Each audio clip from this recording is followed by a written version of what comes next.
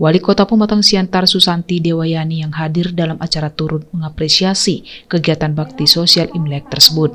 Ia berharap kegiatan tersebut dapat menumbuhkan rasa kemanusiaan terhadap sesama dan kepedulian terhadap orang lain. Selamat Hari Imlek tahun 2023. Semoga kedepannya tingkat kesejahteraan masyarakat Kota Pematang Siantar semakin membaik dan ketahanan pangan di Kota Pematang Siantar semakin membaik.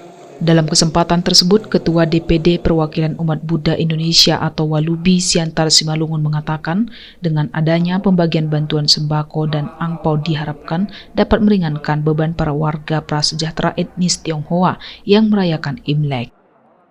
Dengan adanya pembagian ini, harapan dari kami bisalah meringankan beban daripada penerima ataupun dari keluarga prasejahtera ini.